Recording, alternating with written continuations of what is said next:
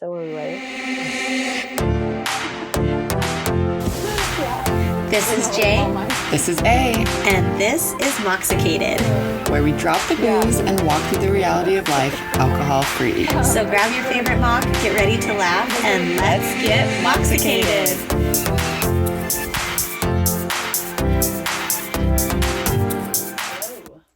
Hello. Hello. Hello. Welcome back. Hello from the other side. Whoa. I know you didn't think you were getting an Adele concert this early, but...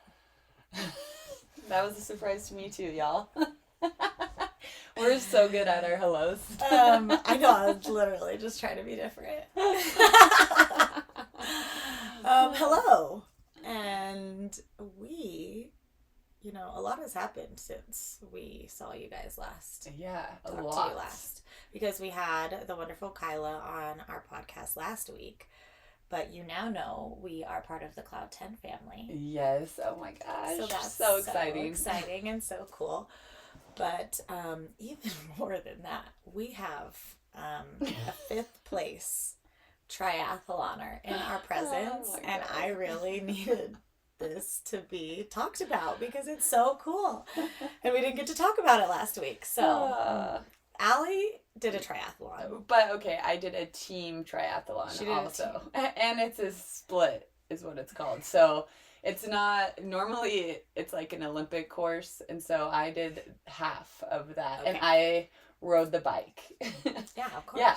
And I did it with 2 mom friends that they're newer friends to us because it's my kids' friends' moms. Well, yeah, now you guys are bonded because you guys are triathloners we are together. Bonded, and we went on a trip with them because it was an hour and a half away from Albuquerque. But yeah, so it was. I've never been so nervous in my life. Both of these moms are so humble. They're so humble. Then they were like, yeah, we've done it before, They're like, what's high score mean? Pretty much. I was like, oh my gosh. But yeah, so the swimmer, she's awesome. And she actually, I won't give away her exact age, but she's above 42, which I feel like is very cool. Where did they swim at? In a lake. Dude, that's what I was wondering. It's an open water swim. Yeah, and there's turtles and snakes and beavers. Stop. Yeah. Did she kick one of them? No, but they said that the morning of, the triathlon hosts were like, we saw 2 beavers this morning swimming across the lake. No. So if you see one, just leave. No. But honestly, the swimming, I felt like, is the scariest thing I've ever seen. Because I've never watched a race like this. I've never seen... You've never seen a swim meet? And not in a lake. And they do waves of, age... and so, but there's 45 people going at once. And it, I would have drowned. The splashing, the arms, the legs. No, I feel like it's crazy. People are getting kicked until you, either get around, because we were doing this for fun and to prove that we could do this and that we were, cool moms to our kids. Because our kids, even after one of them was like, I thought you just made lunches. And we were like, you want to go? But no. There's people that were there. There are people that are there that are very serious and competitive. Get out of my lane. I will, Listen. Yeah. In swim meets, you at least have your own lane, but you still get kicked underwater. It's savage. Yeah. No. I cannot imagine. No, it was, and I was even like, oh my God, are they going to drown? What's happening? Oh my God.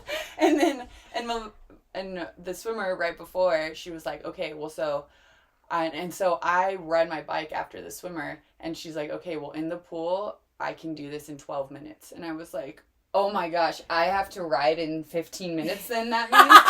And she was I wasn't ready for this. I was like, oh. And she was like, yeah. She was like, it'll probably take me a little bit longer because there's turtles and snakes and I'm afraid. But no, she was the first woman out of the water. And I saw her come in and I just started I didn't know what to do. Do you need to touch each other? Yeah, well, so we have to exchange an ankle bracelet because it tracks. Because since there's different waves, the winners go by time. It's not a finish to the race. Right. Or a race to the finish. Yeah. It's timed. It's timed, yeah. Okay. But yeah, so she had to run out barefoot, like pretty far, because there's a transition area where you have to meet to get the bracelet put on, or the anklet put on. And then you put your helmet on and you have to walk your bike out, but they check your helmet to make sure it's clipped, because I guess a lot of people don't like to wear helmets, and so they like put their finger under to make sure your helmet's clipped, and then you have to walk it like out of the mounting station, and then you get on and ride. And wow, in the details it said that it was rolling hills, and so I was thinking, like a little bit of hills. These were mountains, and I like thought I was being a diva, because the whole time, which I thought it was funny too, like I was telling people like, oh, good job, you got this. No one else speaking. There were no words.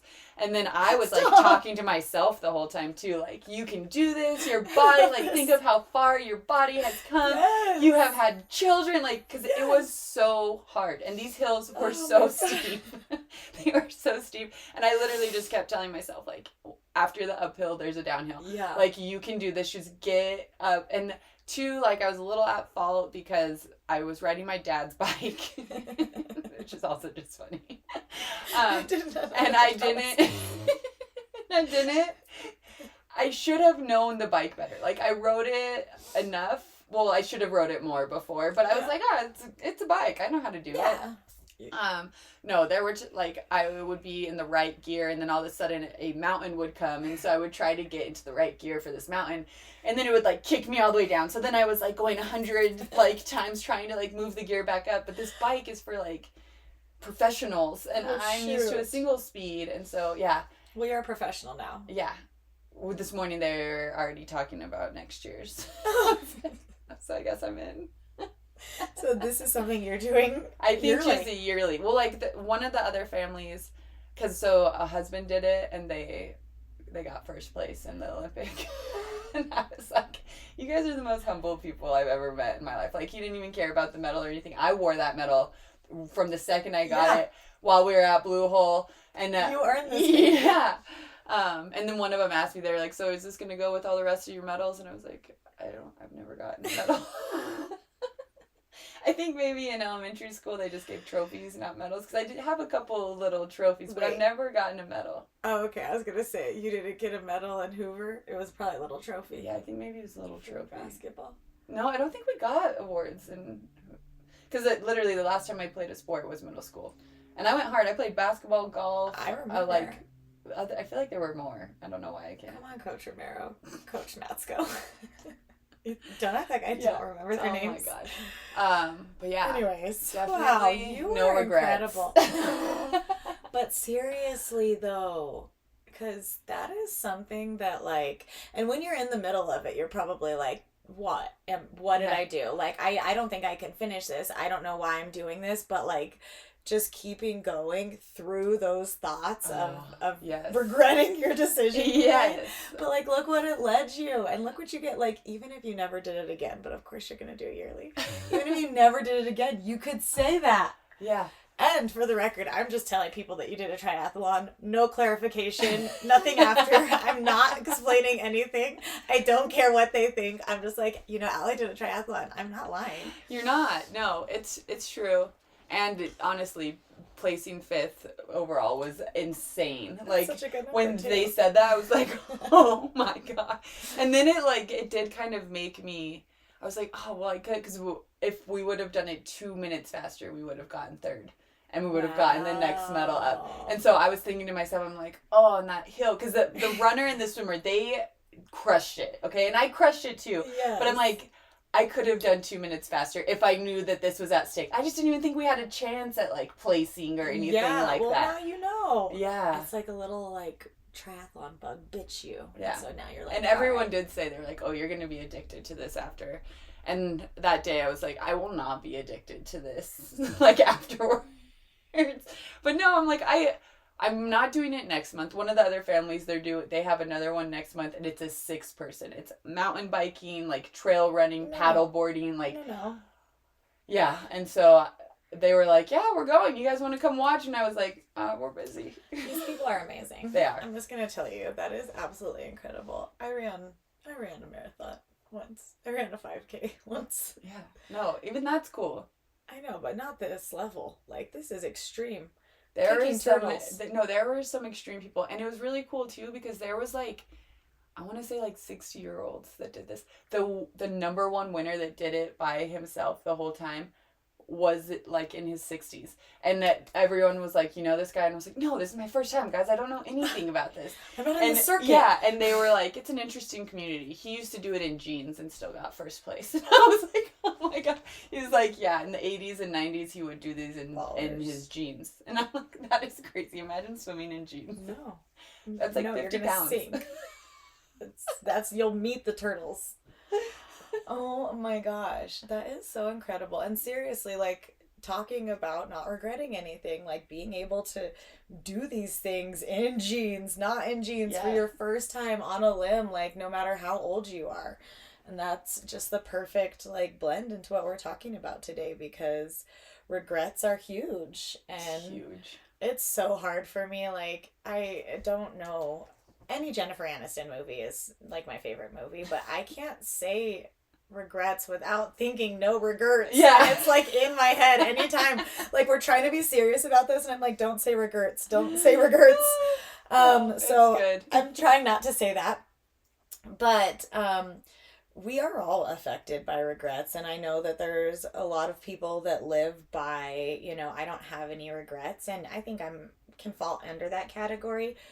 But I also think that a lot of people are like, yeah, no regrets, and it gives them excuses to do other things. Yeah. So, on that, let's learn what a regret is. Yes, please. I have 2 definitions for you, because the first one I got was Google AI, and I was like, our listeners deserve better.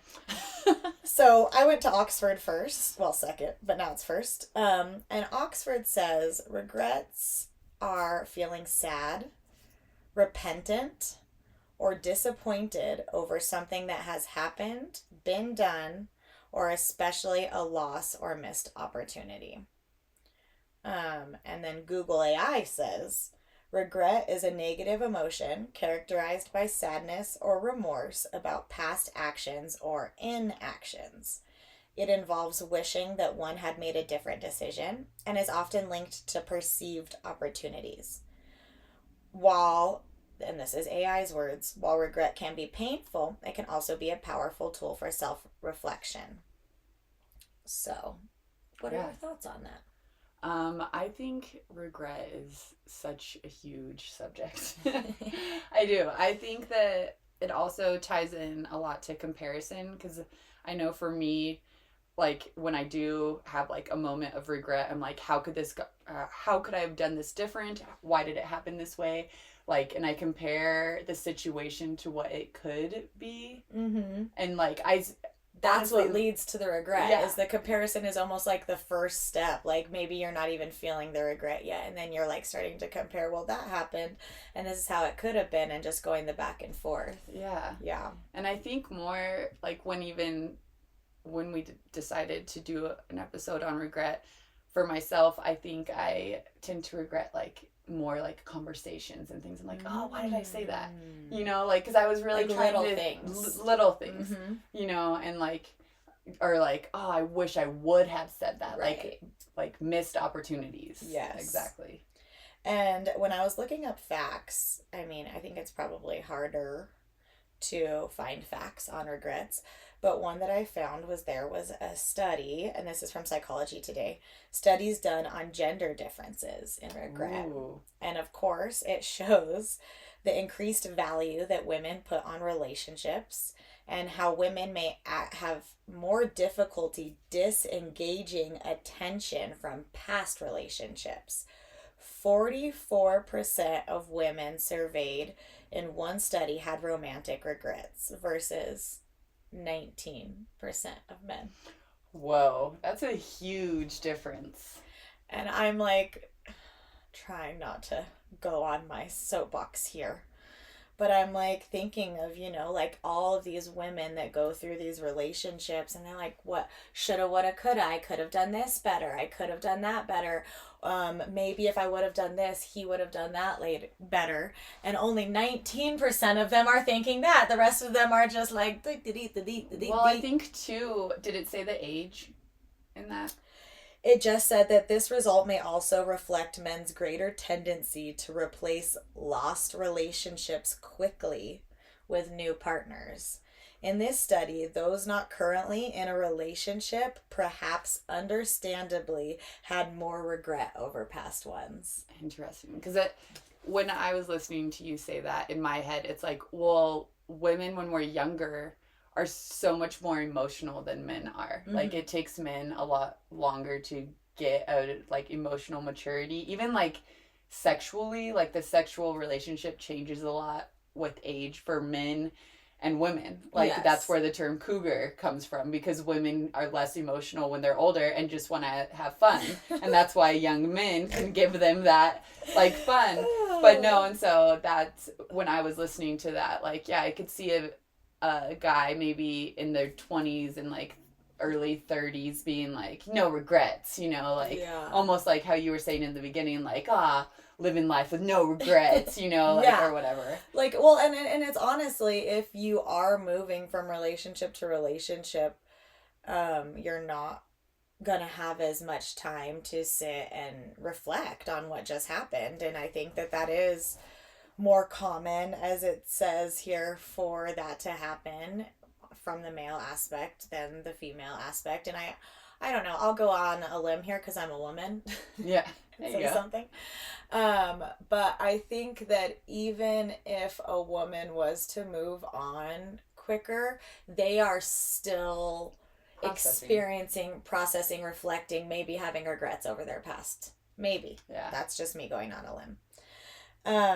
And then something else that it brought up that you kind of touched on was short-term regrets versus long-term regrets. Oh, yes. And I wasn't even thinking about this when we started talking about this topic, but the two are handled, I think, so much differently. And when you break it down like this, it's like, yeah, there are so much more short-term, I feel like, regrets that come across your mind, your desk every day than the long-term ones. Psychology Today also said that the research has compared regret over different time periods. Over short-term periods, people are more likely to regret actions taken and mistakes made, where over long-term periods, they are more likely to regret actions not taken, such as missed opportunities and not spending enough time with family. Yeah. And so if you think about, like, what people say on their deathbed, the things that they regret, you know, working too hard, not telling people how they feel, all of those things, which you can look that up. That got overwhelming for me because it was like the top 10 regrets on a deathbed, the top 4 regrets on a deathbed, the top 5. Yeah. So if you're interested in that, just go find your own. But it does seem to be so much more long-term, where when we are in our busy lives, at this stage, my long-term regrets aren't felt as big as, like, God, I wish that I didn't say that the other day. Yeah. Or maybe I shouldn't have done that. Like, maybe I should have parented a different way, or maybe I shouldn't have eaten that last night. Yeah. You know what I mean? Like, they're so much more smaller, and like it says, like, I wish I wouldn't have done. But I think that is such an interesting part of it, is like how different the short-term regrets can feel and be than the long-term ones. Yeah, no, I completely agree. Because, like, yesterday I had time to edit and I did not edit, and now I regret that. But it's not like a regret that's going to make me crumble. You know, it's just like, I wish I would have used my time wiser yesterday. Well, and this is a perfect place to get into, like, the positive aspects of regret and the negative aspects of regret, because as we talk about these short-term ones, it is almost like they're like learning opportunities for us, because you're like, okay, well, next time I'm not going to eat a McDonald's caramel sundae with Oreos at 10:30 p.m. Yum. Seriously, so good, you guys. But I'm not going to do it at 10:30 p.m. Maybe I'll do it at 6 p.m. instead. But so, interestingly enough, it has more positivity. There's been more positive results in experiencing regret in young people and young humans. And I'm just guessing because it's a part of learning. Yeah. And so they say that regret was rated highest of a list of negative emotions in fulfilling these 5 functions. The first one, making sense of the world. Yeah. The second one, avoiding future negative behaviors. You're not going to do that again. Yeah. The third one, gaining insight. Oh, when I do that this way, this is what happens. So I'm not going to do it like that again. Yes. Achieving social harmony. Oh my gosh. We haven't done that yet. I know. I'm like, wait. What's social harmony? What? I walk outside, trip, fall down, start bleeding, hit someone in the face, make someone mad. That's just my experience leaving the house. Sounds harmonic. That's why I teach sound.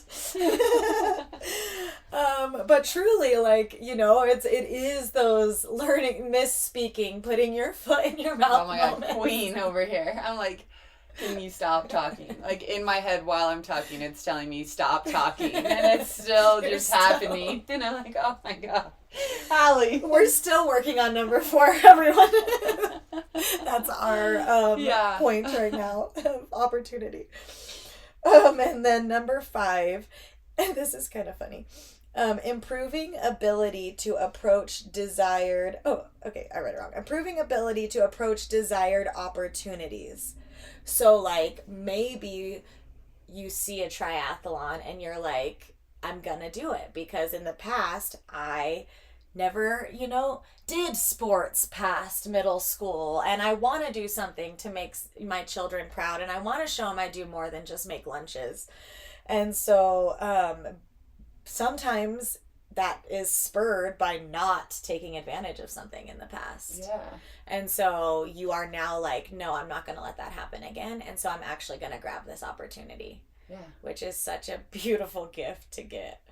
Yes, it really is. I feel like there's a lot of people, and this is going to bring us into negative effects, that will then, have a missed opportunity and sit and maybe like sit in it too long and miss other opportunities passing them, as opposed to rebounding out of that missed opportunity and seeing like, okay, well, I missed this one. I'm going to bounce back down from the bottom up, and there's probably something else up here. So research reported in the AARP newsletter, I didn't get this sent to my house, I just read this. I'm not that old yet. Shows that regret, I'm getting there, that regret can result in chronic stress, negatively affecting hormonal and immune system functioning. Regret impedes the ability to recover from stressful life events by extending their emotional reach for months, years, or lifetimes. Yeah.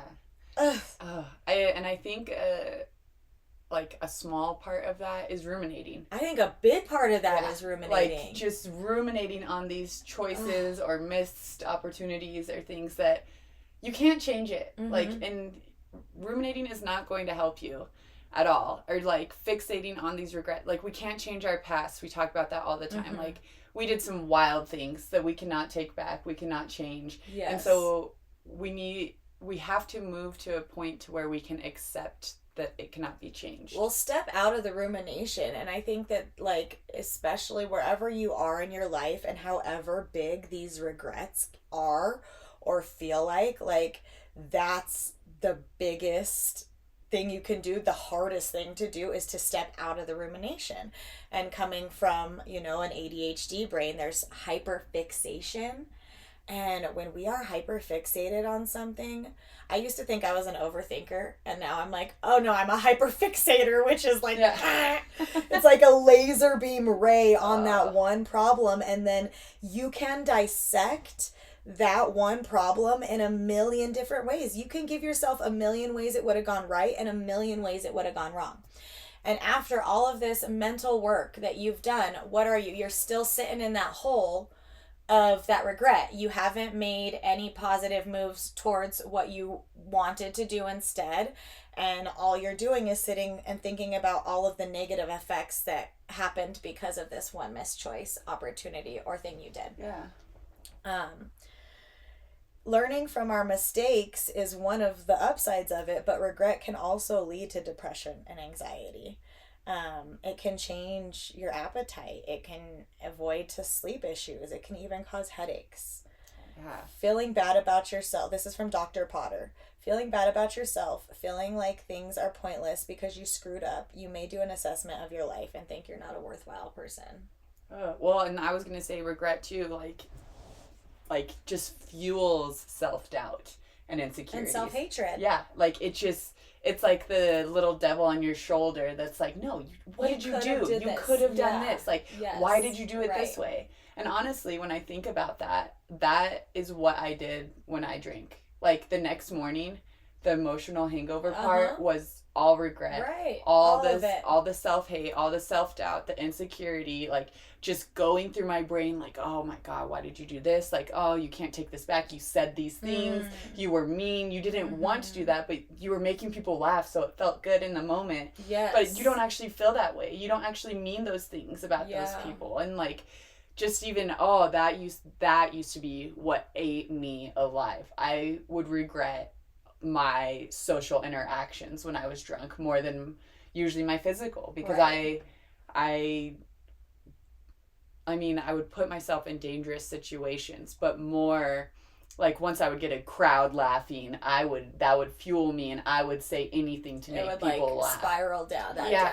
Yeah. Well, and I think it's so much harder when you're physically not well, when you are physically sick. And we've talked so many times about how hangovers affect your physical body and how hangovers affect your mental state. So those are two places. It's like, here's the starting line and you're already back here, and then you push yourself back even further because of the emotional feelings of the hangover, the physical feelings of the hangover. So you have this regret that you're trying to overcome just to get to the starting point of like a sober person's regret. And you're not going to be able to be like, okay, I'm not going to drink again tonight and like bounce up out of it. You're going to sit in that rumination. You're going to sit and think. And I think it's such an interesting perspective for you to have, for you to be able to remember like the majority of what you did.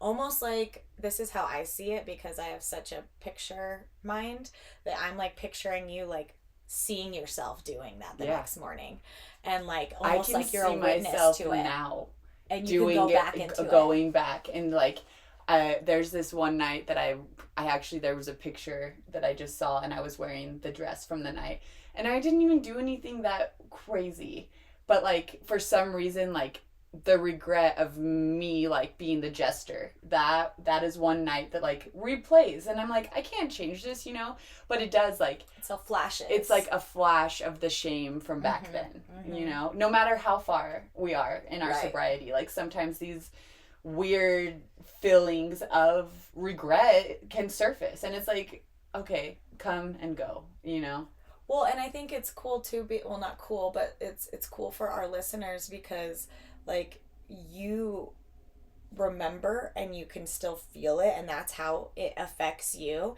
And then for people like me that blacked out, that will quite literally never know.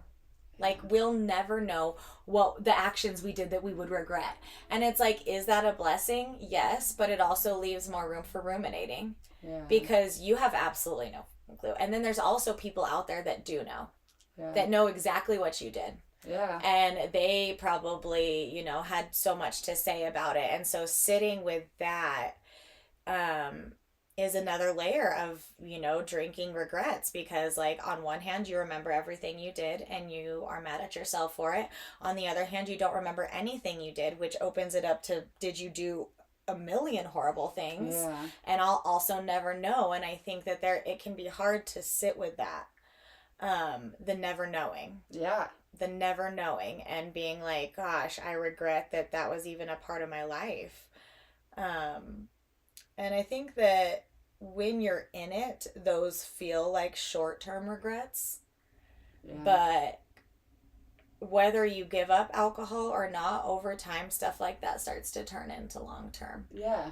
And like you said, you still see something, and even, like we've talked about the emotions and the senses and how that's connected to memory. Like, you saw a dress, you smell a smell, you see something, and it can take you back instantly to those feelings of regret. And that's that's still gonna happen.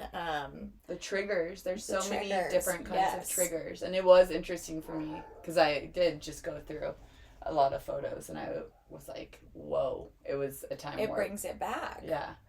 And, I feel like another big part where regrets come into huge play that, touches Al and I so much is our motherhood and parenting. Oh my gosh. It's almost constant. Yes. And, that is something that, like, as parents, we have to live with making wrong decisions and screwing up and failing without regretting it.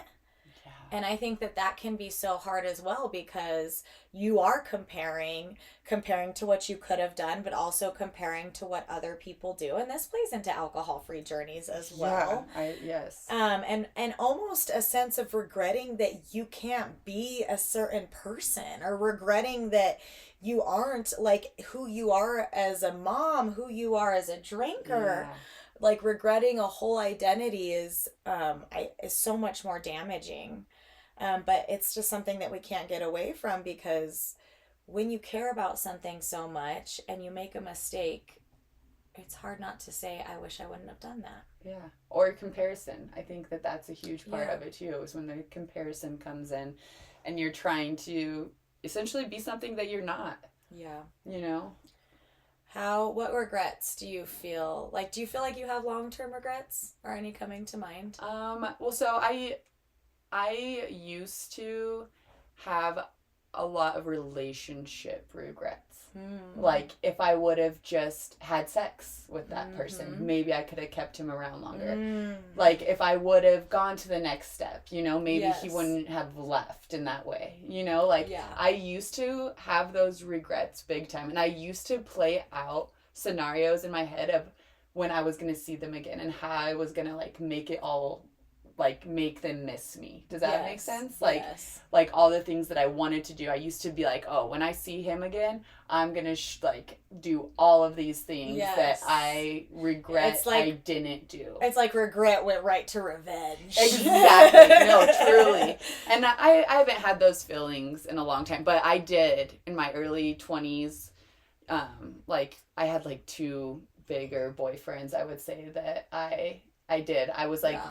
I was ready to see them again and be like, hello, like, and do that. I don't feel that way anymore, obviously. But I think in motherhood, like now especially, you have so many different people telling you what's the right way, what's the wrong way.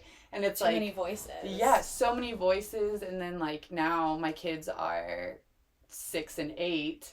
And, like, a lot of it, you're like, oh my gosh, did I make their personality this way? Because I have a pleaser. And I'm like, what kind of parenting did I do to make in the beginning them think that they aren't good enough? Or things like that. And it's like, that is where I can ruminate all day. And it's like, I have to remind myself, like, no, like, we cannot change the past. All we can do is move forward. Well, and I think we got introduced to this podcast that talks about how the human brain forms as a child from 0 to 7. And I think that brought up a lot of emotions for both of us. It did. Because we're like, okay, well, our oldest is 8, so that's done and done. They're programmed. Yeah, they're already programmed. And it's so hard. I think for me in motherhood, I regret handling, like, getting emotional sometimes. Just because they are so emotional. And so I am trying to, like, help us all forge a new way. But at the same time, like, I think I have a lot of grace for all of us, including myself. And I think that as millennials in motherhood, we can regret so much, but we know we're doing parenting different. Yes. We know we are. We know we're doing parenting different, and we are in uncharted territory, and we are doing stuff that, like, wish would have been done to us while also understanding boundaries and respect. And it's like, we're going to stumble and we're going to fall. And I think that that's an important thing to keep in mind when you're experiencing regret in parenting. And in my life, I mean, I have 2 life events that always come up when I think about regret. And I know that I've reframed them in my mind, so let me talk about it first. One is what happened when we were seniors in high school. Yeah. Me and some of my friends went and smoked a little weed. We came to Macbeth. We were going to get extra credit for it. And we went in intermission to get some Sonic drinks and obviously partook. And when we came back, we were caught by our smell. And it was 2 weeks before cheerleading state. We got kicked off. We weren't allowed to do a lot of stuff. And I regretted that so much. I think that that really had a psychological effect on me for many years and probably still does. But I have been able to reframe that. I was a child. Yeah. But when you are in it, you don't know you're a kid. And the way that the adults treated me in that situation was awful, deplorable. Shame on all the adults in that situation. I'm just going to say that on my platform. But like knowing that you're a child isn't enough to make it feel like it's okay and like you're gonna be okay from it when you're older. Yeah. Because it consumes everything and it's all you knew, and at that moment that was my entire world and it got blown up. And how could I not regret it? I couldn't even look at my high school for years after that. Like driving by the high school, I couldn't even look at it. And being able to reframe that has been key. And I had a horrible relationship when I was about 21 that like just was born from such dramatic situations and brought like physical harm to me. And I can think back and like maybe regret certain choices or certain moves, but the gift that time has given me is showing me like who I was in that moment, and grace and compassion flows to her and the regret disappears. Yeah. Like even if it was something that I did that was like so wrong, like I can be like, I see little Jess for what she was, what she had, what tools she was working for, and she made that decision from her heart and love. And so how am I going to regret that? Like I'm not. Yeah. But that's how we cope. And we have to get ourselves up. We have to pull ourselves up out of that rumination hole and start to cope with these feelings in order to get to any sort of peace with them. Yeah. So how do you cope?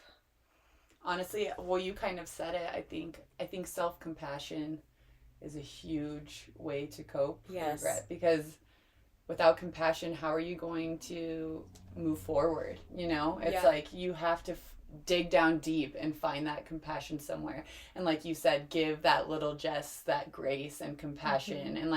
And too, like when you're 18 to like, I want to say even to 25, and it seems young, like you are like, it's such formative years. You think you're an adult. You think all of this stuff. You think you know everything. It's honestly when you're supposed to mess up and learn. Yes. And it's like those years are so, like, I don't even know where I'm going with it. But it's just like you're told your whole life when you turn 18, you're an adult. Yes. So I guess I should speak for us.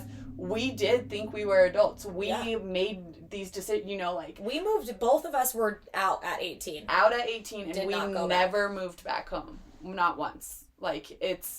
And so, yeah, it was just like, we were right, everyone was wrong, we knew what we were doing, we were adults, we were making these decisions confidently, we were doing these things with confidence. And I mean, we did have success. We graduated from college. We had jobs. There was success through these decisions. But when I look back on them, I just wish I would have had maybe a little more support, or maybe an older role model of some sort that when I try to think back of those times, I don't think I really had a role model. I wasn't looking to anyone like, once I get to that age, I'm going to be like her. It wasn't like that. It was more of like the life cycle we were just doing it. Yeah, and that you're taught at a very young age. You go to college, then you get married, then you buy a house, then you have a kid, like you're taught that this is the way life is supposed to go. And so I think more that's what we thought life was supposed to be. But I think if I had like a person... Which, if you listen to the episode with Kyla, she had like a serious role model that she wanted to be like. And I don't really think I had that much.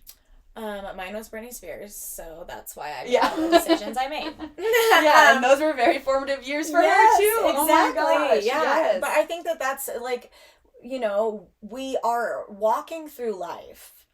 And as we're in it, we are so sure of where we are. Whether we're 18 when we're told we're supposed to be adults, but now as an adult, you look back and you're like, you're a child. A 25-year-old, you're a child. Yeah. Like you feel that, you think that. And so you understand, because back then you were like, I'm not a kid. But you look at these instances and how you were walking and what you had. And it's like, that was the best that you could have done. Yeah. Like, you were expected to be an adult, but were you taught to be an adult? Did you have anyone showing you how to be an adult? No. And so you made these choices, and yeah, like, you learned from them, and I know everything I learned from these, and I know all the pain, like, and also I'm a Scorpio, so I thrive in the darkness and I come out of it. But I look at these moments of intense pain. I've had moments of intense pain and darkness. Truly. And I don't regret them because I have the emotional capacity for so much more now. Yes.